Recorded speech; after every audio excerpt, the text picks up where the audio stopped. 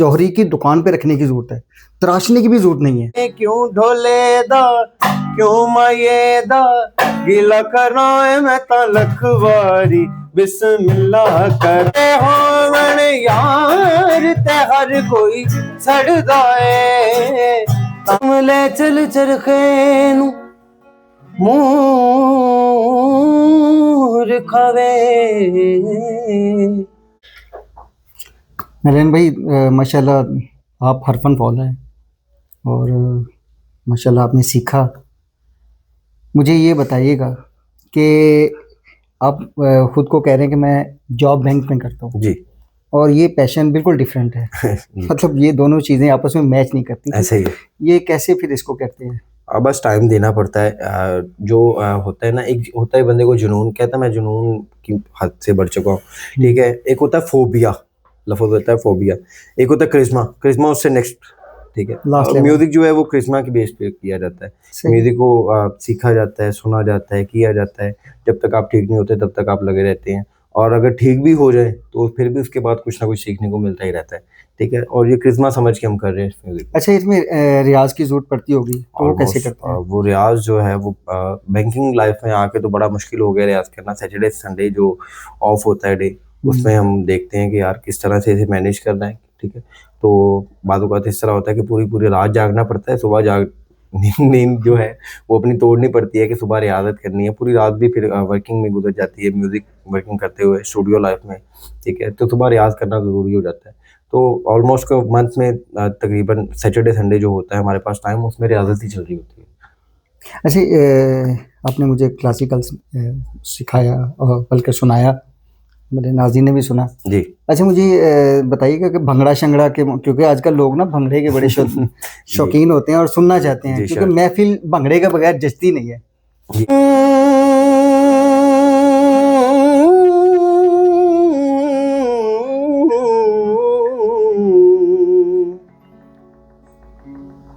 कोई उड़दा कहाँ जांदा हो सजन मुका देंदे लगो मौत दा ना जांदा ओ माड़ा इत्थे माड़ा सही यार जो है, कुछ भी होवे ओ साडा प्यार जो है।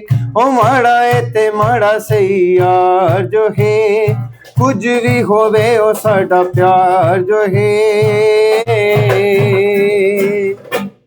ते निम्मा निम्मा गीत छिड़के, ते निम्मा निम्मा गीत छिड़के तंद कतदी हुलारे मावा वे माया तेरे वेखण नू दुख चरखा गली दे विच डावा ते लोकां खाने मैं कतदी तंद तेरियां यादां दे पावा वे माया तेरे वेखण नू।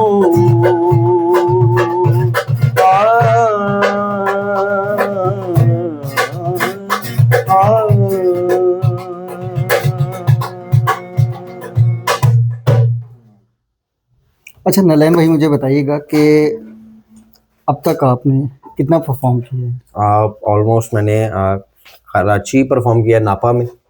उसके अलावा मैंने पंजाब कॉलेजेस में स्टडी करा था, उस वक्त परफॉर्म किया था। पंजाब कॉलेजेस के जितने भी यूथ फेस्टिवल हो रहे थे वहाँ पे परफॉर्म किया है। अलहमरा आर्ट काउंसिल में परफॉर्म किया है, और वर्सटाइल परफॉर्म किया है, कव्वाली, फोक लोग, उसके अलावा सेमी क्लासिकल, क्लासिकल, गज़ल, सभी ऑलमोस्ट सभी परफॉर्म किया है। अल्लाह ताला की एक इज्जत। अच्छा, कभी बाहर जाने का चांस मिला है?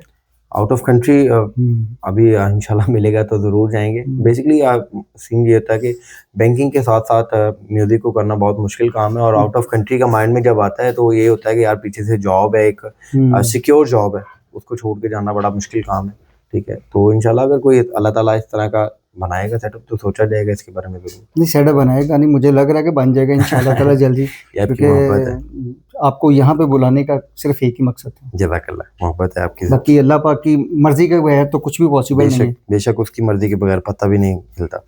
तो कभी मतलब कोई ऐसे किसी सिंगर के साथ परफॉर्म करने का मौका मिला और फेम पर्सनैलिटी? ऐसे ही मैंने बहुत से अच्छे सिंगर के साथ परफॉर्म किया, आपने अनवर रफ़ी साहब हैं, जी बिल्कुल। ठीक है, अनवर रफ़ी साहब के साहबजादे हैं मुल्क रुखसान, ठीक है, वो मेरा बैचमेट था, तो उसके साथ भी परफॉर्म किया, अनवर रफ़ी साहब के सामने भी परफॉर्म किया।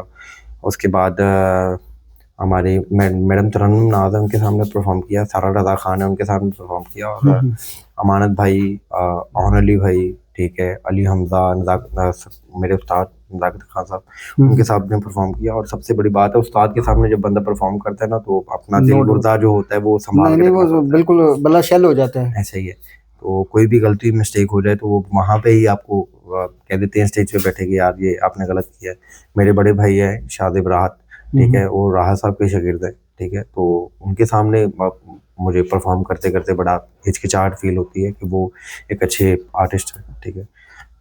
तो कभी शाहज़ेब साहब को भी आपके सामने परफॉर्म करते हो दिल गुर्दा लिया उनका, अब क्योंकि ये उनकी सेहत से तो नहीं बेसिकली लगता। ऐसा ही है। बेसिकली ये हवा का काम है, सुर जो हैं वो हवा में लगाए जाते हैं, जी बिल्कुल तो ऐसे। कोई भी एक नोक-झोंक हो जाती है, तो जिसकी वजह से बंदा, उसे ब्लेंडर कहा जाता है हमारी जो म्यूज़िक की लाइफ में, और उसमें माफ़ी भी नहीं है। उसमें माफ़ी नहीं है, क्योंकि वो बंदा फ़ौरन मुँह बनाना शुरू हो जाता है आगे वाला बंदा कि यार ये इसने क्या कर दिया। तो बहुत मुश्किल काम है इसमें अपने आप को मेंटेन करना, सुर को मेंटेन करना, और ये पाकीज़गी का काम है, तहारत का काम है।